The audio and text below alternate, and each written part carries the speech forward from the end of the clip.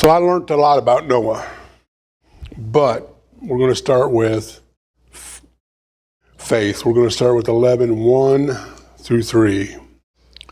Now faith is confidence in what we hope for, assurance about what we do not see. This is what the ancients are commended for.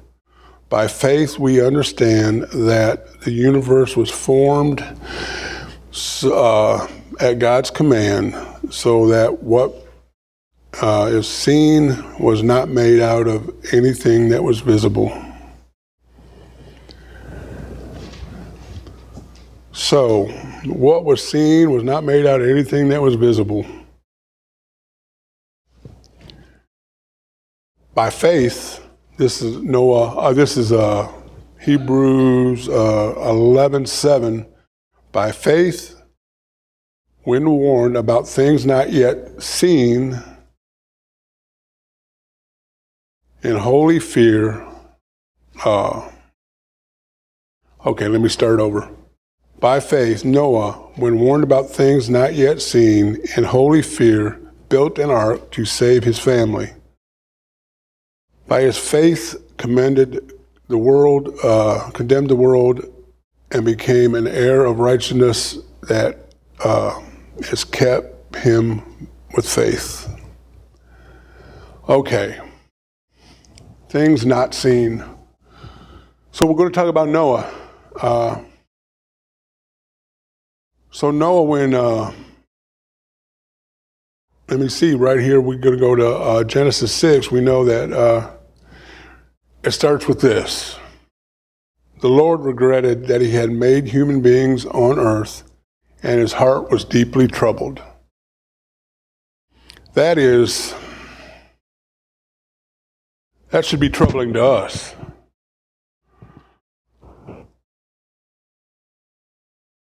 But Noah found favor in the eyes of the Lord. So Noah was the 10th generation. So he had 9 generations before Noah, of which Noah probably knew 7 of them. Adam was gone before Noah was born, and Enoch was also gone before Noah was born. To go through this, and you can see as you read the Bible, certain one in each, so you had Seth, his line was the line that basically followed faith. There wasn't much faith when God was getting ready to destroy the earth, but that's where the line came from.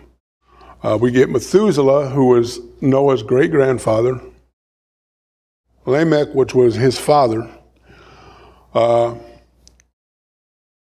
By accounts that I read, Methuselah may have been alive when the flood started, because he died the year of the flood. Doesn't say when, doesn't say how, but that's what happened there. So Noah really had a line that he followed, and from all accounts that I've read, it was a thin line that Noah kept his faith. Noah, because he had favor in the eyes of the Lord. It says, this is the account of Noah and his family. Noah was a righteous man, blameless among the people of his time, and walked faithfully with God. Now, when God comes to Noah and says, I'm going to bring floodwaters on the earth to destroy all things under heaven, destroy all life under heavens, every creature that the earth has breathed up the breath of life in it, everything on earth will perish. But I will, and this is the first covenant established with Noah. There are 2 covenants established with Noah. This is the first of 2. My covenant with you is that you and your family will enter the ark. So the first covenant was, Noah, I'm not having you build this for nothing. I'm going to take you and your family will be on this ark. And Noah did everything just as the Lord commanded him. That was verse 22. Now, the ark was quite a large task. This was a boat, a ship. We're just going to call it a ship, because it was 450 feet long, 75 feet wide, and 45 feet tall. Wow. If you look at that, has anybody been to the ark? It's quite a massive structure. And I was thinking, I'm going, where in the world did they get the lumber? They didn't have a Lowe's back then that could deliver next day for you. He said make this out of gopher wood. Now, we're not sure what gopher wood. You could read different translations. Some will say cedar. One of them that I read said teak. Whatever. It was made out of wood. It had to be a wood God wanted it made out of, because do we think that if Noah said, I'll just pick a tree that's close to me and that's what we'll make it out of? The one verse said it was cedar. I meant cypress, which would make sense because of the cypress trees that grew in that area. Like I said, I don't know what gopher wood is. Never heard of gopher wood. And I don't think any of us have. But where did and how did this take place? This is a massive undertaking. We're talking a whole lot of board feet of lumber. How? 100 years for him and his sons. And this is another thing I read. So Noah had 3 sons. Now I'm thinking, as I read, that he had triplets, because they were all about the same age, or it just said he had 3 sons. Just put them all together. It didn't say he had him, then he had him, then he had him. It's put all 3 of them in the same breath. So I'm thinking just maybe they were triplets. I'm not sure. I'm just guessing. But he had 3 sons. So for 120 years, basically, Noah was prophesying about this rain. There's a problem. Now, if I come to America in 1843 and said, hey, there's this new split window Corvette that I got, what are people going to look at me like? That ain't even going to come out to 1963. People are going to say, what in the world are you talking about, a Corvette? You're crazy. What do we think people thought of Noah when he started cutting all this lumber and stacking all this lumber up? And I'm guessing, just guessing, this is a pile of lumber. Because you have to have a keel, you have to have all, which is going to be thicker. This is just an amazing amount of lumber that had to be cut, and by all accounts, Noah and his 3 sons did it all. By all accounts. I've even read, I went to the book of Noah, I'm at the book of Enoch and looked up Noah.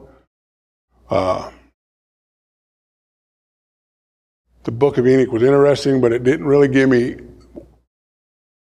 anything out of the ordinary, but that Noah was strong. It did say that he came out of the womb talking.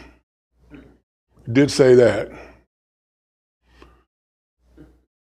But he was strong. He was a strong man. And I would believe that because a piece of lumber 30 foot, you say the keel is going to be wider because that's the bottom of the boat. So you're going to have something wider. Let's just say 12 inches by 12 inches by 30 feet, 40 feet long. Chris, how much would something like that weigh? A lot.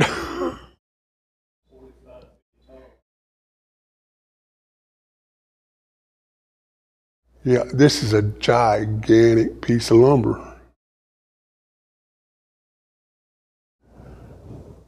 So Noah and his 3 sons cut all this lumber.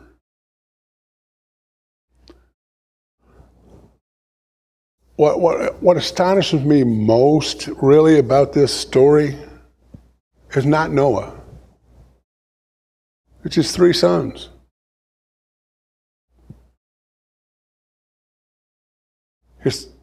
Just as Noah got ridiculed, made fun of, you're an idiot, all kinds of stuff for 100 years. It took 100 years to build the ark.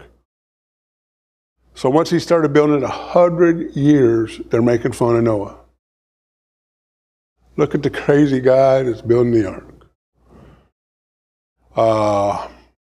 There is a movie where the guy builds the ark, and I can't remember the name of the movie. Goodness gracious. Evan Almighty, I think. But he builds an ark in this city, and everybody's looking at him and laughing. Noah was going to be the same way. For years, he's preaching, it's going to rain. There's a problem. Had anybody ever seen it rain?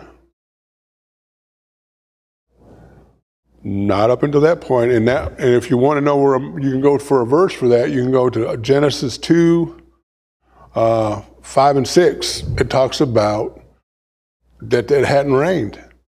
And there was a mist over the earth. What that looks like, like when you're at Kroger's and the mist comes on the vegetables, I'm kind of guessing it was kind of like that. Just guessing. But there's this mist over the earth. So it hadn't rained. So here's Noah talking about rain. Then he's talking about rain, so much rain, that it's going to float the ark. He's crazy on about 10 different levels. But his sons did everything Noah told them to do.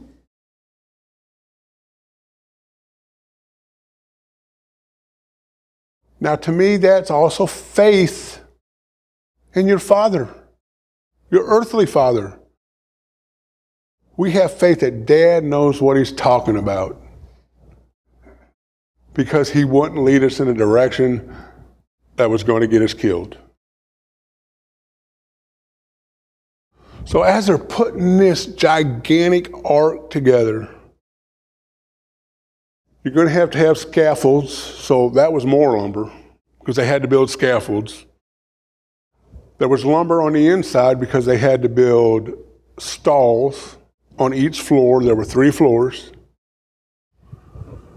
So it's just not the lumber on the outside, it's the lumber on the inside. Then it was covered in pitch, which is a tar-like substance.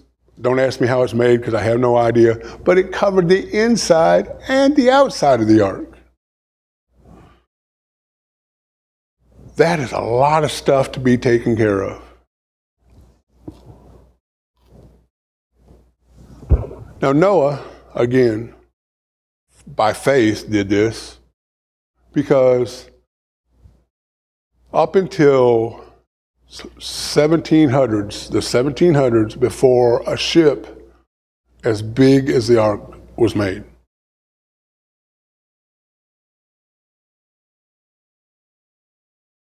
And we're talking, by the time they started building, there were smaller boats, but by the time they started making larger boats, they had tools to do what they needed to do. So that's another whole aspect. Not only did they have to cut the wood, they had to make the tools to do the cutting, to do all the stuff you needed to do to get this lumber ready. Now, I don't know how they did it. I really don't. So if you put a piece of lumber together, just lap it like that, or they overlap, I don't know if they overlapped or they just lap like that.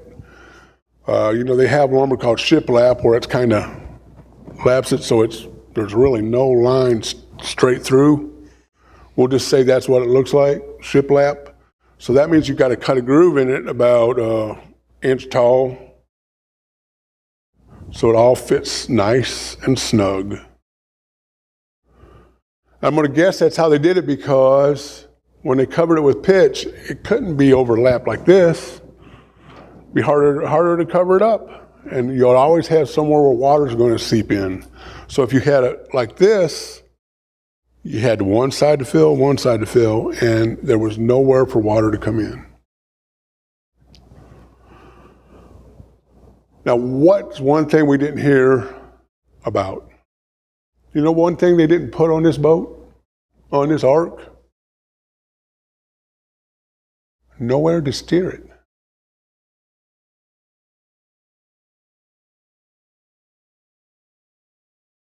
So God was going to decide where they went and where the ark was going to go.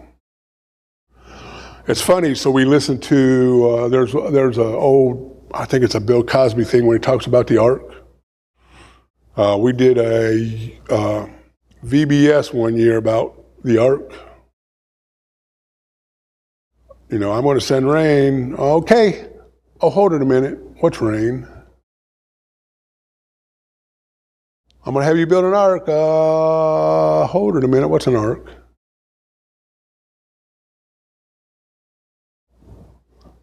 When you think about this stuff and you start going, man, there was a whole lot of things that didn't exist because there was no need for it where they were at. Now, they probably had small boats that were fishing boats for out on a lake, but they didn't have nothing this size. So they're out in the middle of nowhere building this ark.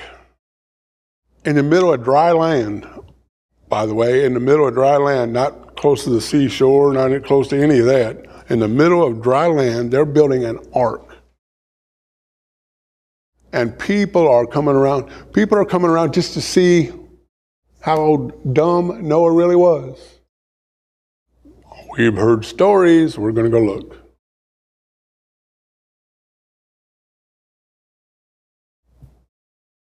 It's hard, it would be very hard to have the faith to continue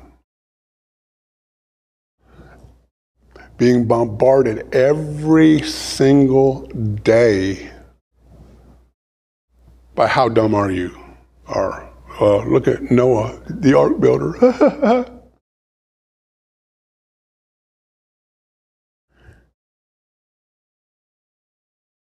Noah stood and prophesied to these people every day he was building the ark.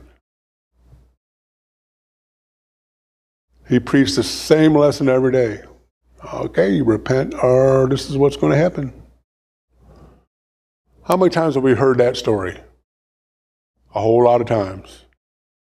Repent or this is going to happen.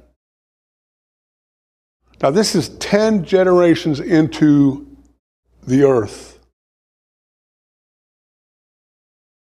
And it's going to be destroyed.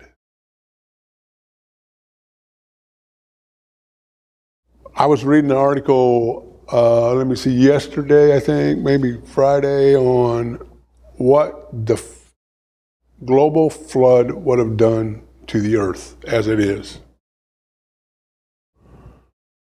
That is a lot of water. A whole lot of water.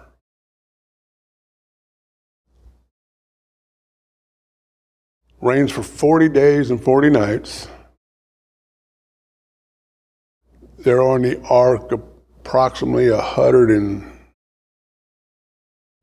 50 days before they even opened the window.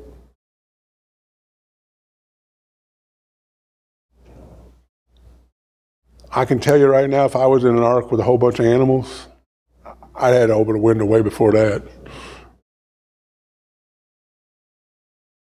Now, from what I see, if you go to the ark park, it is really interesting how they show. So there really were no windows, but they had ways to get air in. Had to have something and water in, because they had animals they had to water. It's interesting when you start looking at all the stuff, you go, wow, how in the world did this happen? Noah was by no means an architect, but God gave him the plans. Here's the blueprints. This is what you need to do.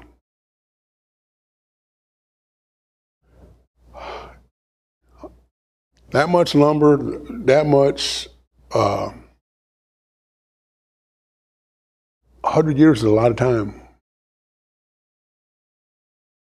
100 years, Noah was 500 years old when the ark started. 500 years old when the ark started. 600 years old when the flood came.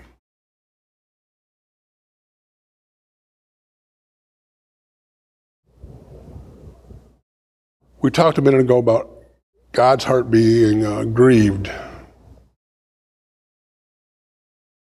How hard would it be? You built something that it was good. God said it was good. God said it was good. God said it was good. He's seen it was good. And then all of a sudden, he's to this point. 10 generations.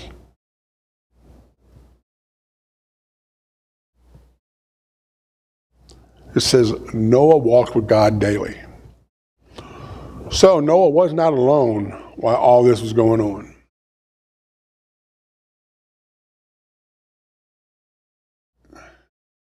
And I'm being, it's like God's walking with the architect daily. Okay, well, Lord, what I need to do now? How do I continue building this great ship? You give me the instructions, I'll do what you tell me to do, and we'll get this done.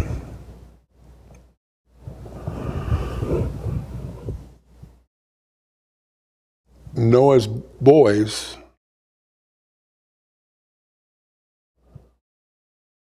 were with Noah the whole way.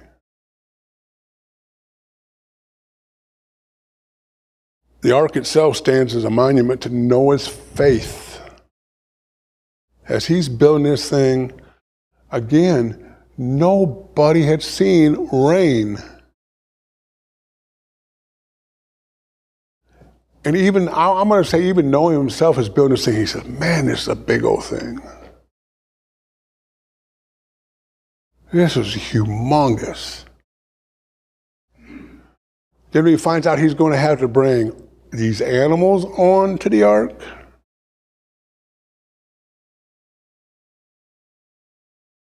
You know the old lions and tigers and bears? Oh no.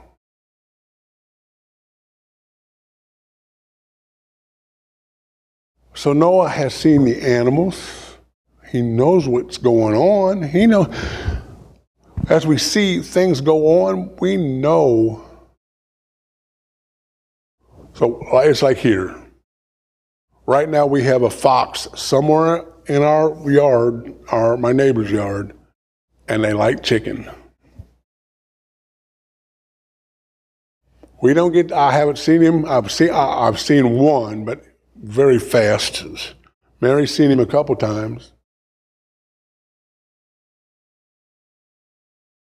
That's how animals are. So you're going to put a fox and a chicken on the same boat? Sounds like trouble to me. Maybe that's why there were 3 floors, 3 levels.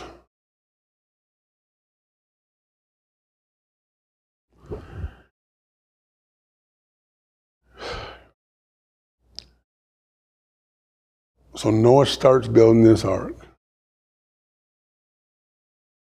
And as it's going up, and like I said, we're talking 45 feet tall. So that's a scaffolding a pretty good ways up. Probably at least 6-story scaffold. So you're over top, so you put a roof on and get at least maybe 5-story of scaffold. So you can get up and shingle the roof that you have and do what you got to do up there. And see, we don't think about that stuff as, the story of Noah's Ark. When I first seen that's what I was going to be, I said, well, that's easy. Noah said, built this ark, it rained, killed everything on earth, then Noah got out. We're done. Whew, man. You start looking at the story, it goes a whole lot deeper. I worked construction for a little bit, it goes a whole lot deeper. As Chris would understand, building something of that size, that would take a good construction company quite a while. And that's because they could get the lumber, they had the scaffolding, they had scissor lifts, they had everything they would need. They had more than 4 people. Now, I don't know. I'm guessing that the wives, because there were 8 people on the ark, I'm guessing that the wives made the pitch and some other things that they needed. Definitely made food so they could eat, because they didn't quit eating during this time. So you had normal life that you had to take care of, plus your day job, which was building an ark. It's amazing to me that it only took him 100 years with 8 people. And there we go. That's the question. Because I have looked and I have read that the Nephilim may have helped. They had hired help. Could have had hired help.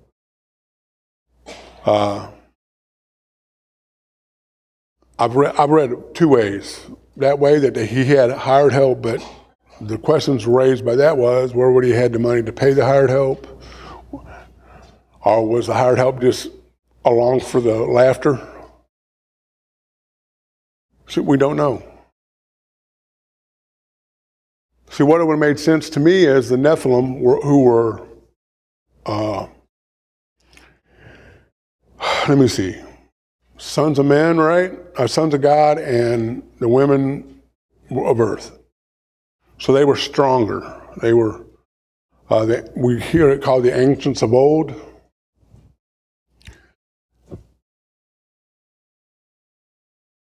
And as you start reading this story, I was really taken in by that. So some of history that we read sometimes about Zeus and things like that could have all took place.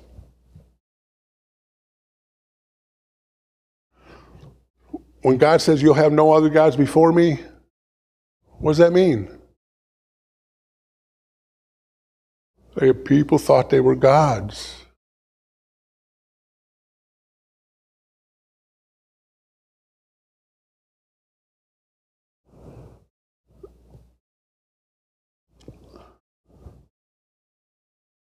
So as we move on here, we're going to look at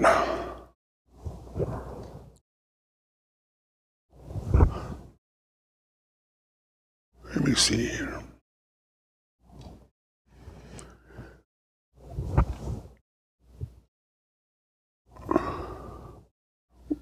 We see that the world was in a terrible place.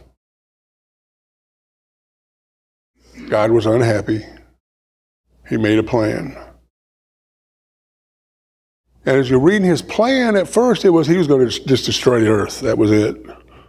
Then you see him say, well, Noah found favor in the eyes of the Lord, so.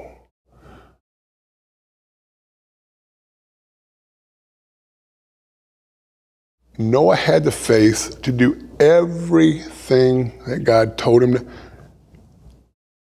everything that God told him to do. He didn't change anything. Now, we don't know for a fact, but I would say he did exactly what God told him to do. Because if he would have done it any other way, I don't think that ark would have floated. And that's just my thought. But he did it exactly how God told him. And if Noah is walking with God every day is saying, this is how you do today. This is what you need to do today. Being like the supervisor. Oh, today we're going to go up another 2 feet. This is what you got to do today.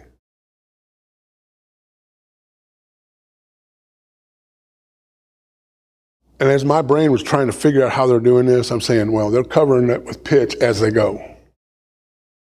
Now, if anybody knows anything about pitch and tar, it's kind of nasty, kind of sloppy.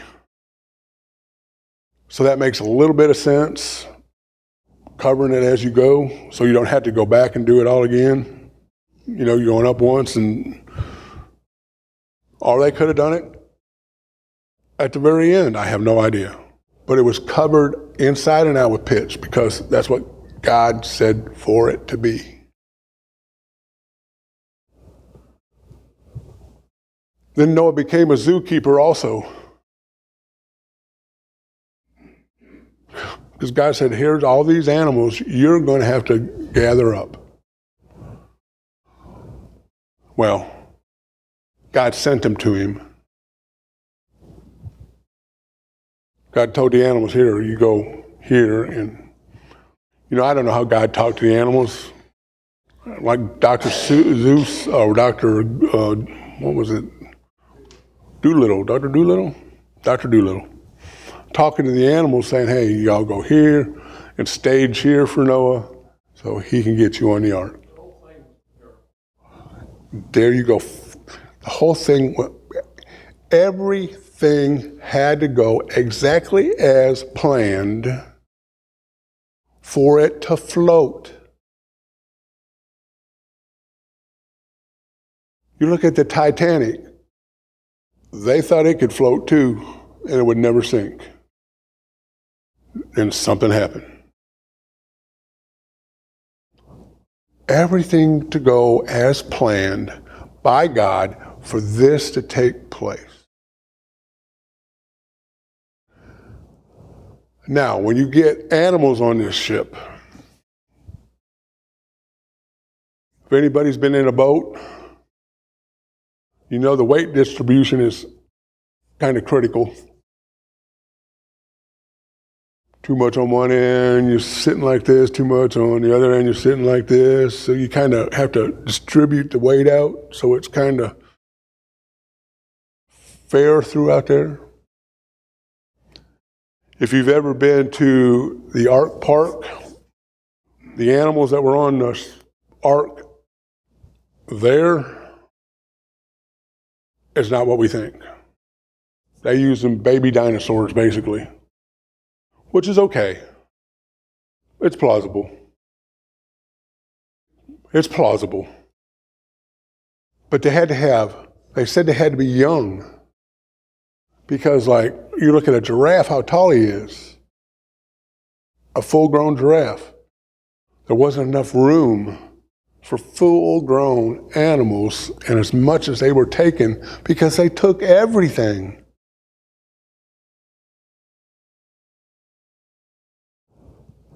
Then it happens. They all get on the ark. Who closed the door? God closed the door.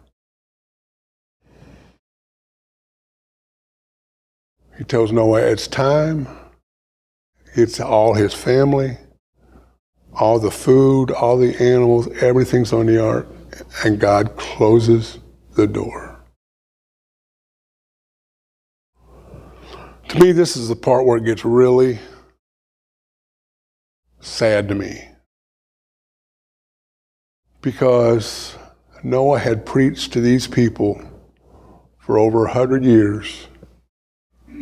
They figure about 120 years, if what I've read is correct, that he was prophesying about this rain, and then it comes. If you preach to somebody for 100 years, you kind of have a relationship with them, right?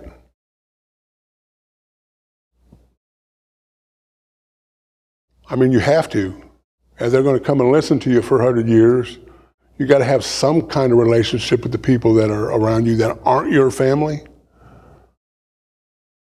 And now you got to see that God closes the door and Noah and his family are there, and it starts to rain. Again, this is where Noah, his faith, he comes to the realization, look, I mean, even Noah hadn't seen rain before, and now it's raining. And not only that, the Bible talks about the fountains below the earth come up. So it's raining from the below you and above you. All this water. Some other things that I've read says, well, Mount Everest really wasn't here when that happened. Mount Everest was caused by the flood. Well, I don't know. That's speculation. But if Mount Everest was caused by the flood, or it was here, if it was here, you got, 2,500 feet, 25,000 feet, something like that. Mount Everest is 25,000 feet, is that correct? Then you go 20 feet over that, because everything was covered.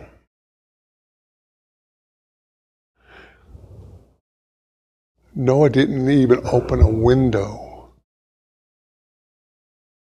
to look out. Now, as I said before, there were probably ways for ventilation way up high in the roof. But Noah absolutely had no way to see where they were going or what was going on outside.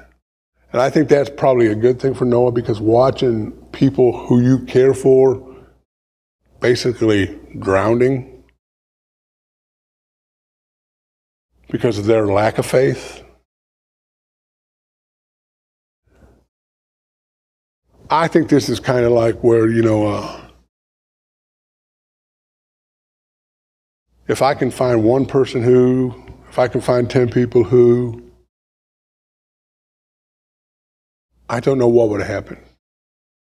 Because no one ever asked that question. He did not question after God told him to build the ark.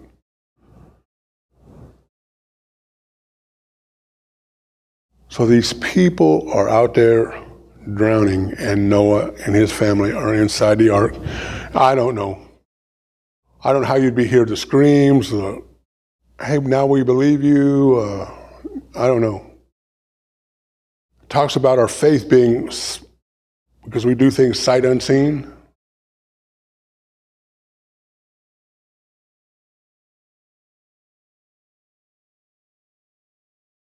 So we can see like Thomas. Thomas didn't get rebuked because he asked to see the nail prints in Jesus' hands. Not really. But basically says, because you didn't need to see it, your faith is greater, basically.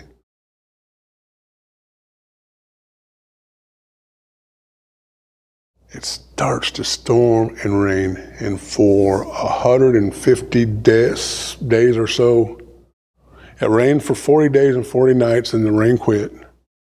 Then they were on the open sea for 150 days before they opened the window.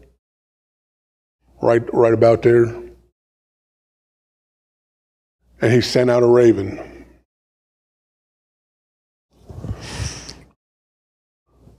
What happened?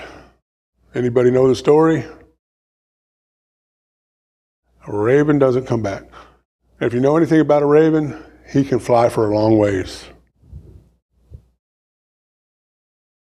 So he could have flown and got on some debris, anything. So a little bit later, he opens the window again and sets out a dove. The dove goes, the dove comes back, nothing. Then he opens the window one more time and sends the dove out again, and the dove comes back with an olive branch, I guess it's an olive branch or a branch of some kind in its beak. And that's when Noah says, the water's receding. So here's another thing. So after the water started receding, they still waited probably another 150 days before they got off the ark.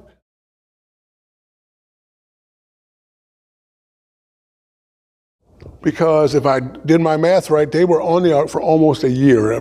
It says Noah was 601 when they got off the ark.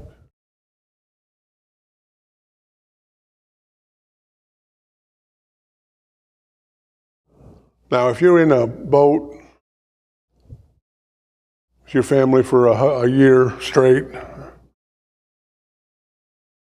I can't believe there wasn't a murder on the ark. You know, living with family that long would be really difficult. So Noah was a man of faith. And Noah wasn't a prince. He wasn't the shining star. He wasn't sinless, because we could see after he was off the ark things that happened that shouldn't have happened.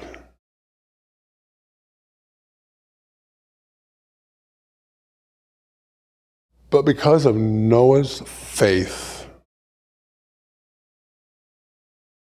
I think this story is more about faith and obedience to what God would have us do. The things God wants us to do, the things we read about,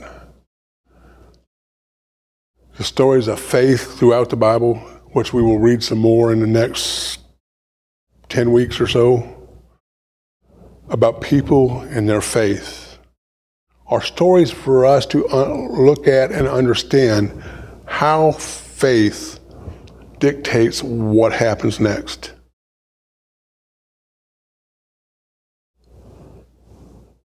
To summarize this whole thing, we have the same problem today, a lack of faith. But when faith is shown in Jesus, we don't limit God in what he could do and how he did all this. He didn't put all the ark together, but he directed it, and his Spirit gave Noah a chance to be able to do what he said for 100 years. So our lesson today is we have to have enough faith in God that all things are possible. Without God, nothing is possible. And that's correct. All the stuff they look at, how the animals got on the boat, God helped that. He was with Noah. Noah didn't just do it by himself, but he believed God would help him. And that's our lesson today. All things are possible. Yes, Bruce, yes. All things are possible with God. Everything. And as we see, as we were seeing this lesson, Noah and his obedience was very, very important. If we look at John 14:15, if you love me, keep my commandments. Our love for God and our love for Jesus is part of our faith.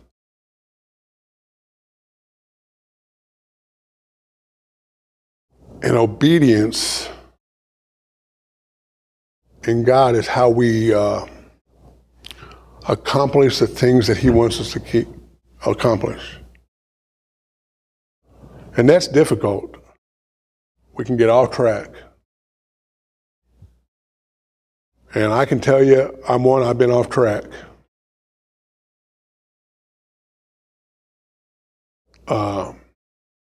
When I went to Freedom College, I was off track. Then I realized one day that, you know what, there's something missing. Something missing. And what was that? I wasn't going to church at the time. You know, when you go to college, you don't have to go to church. Even if you go to a Christian college, you don't have to go to church. You're on your own. And if you make the choice not to go to church, for me, it caught up. And I said, okay, I got to do something different. And the only thing I could think of was the only difference between before then and then was I was going to church, and now I'm not. And now I need to get back to church. And it's kind of funny how things happen, because once I started going to church again, that's when I met Mary. And so when you're off track, God's there with you, but He ain't pushing you a whole lot, because He's not going to do that. That's a personal choice to you.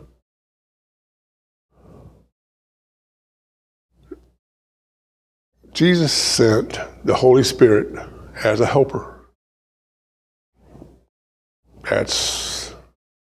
We need to have God, Jesus in our lives to make the things we want happen, because obedience in God and Christ and all that is what steer us to heaven. That's all I have for today. Thank you.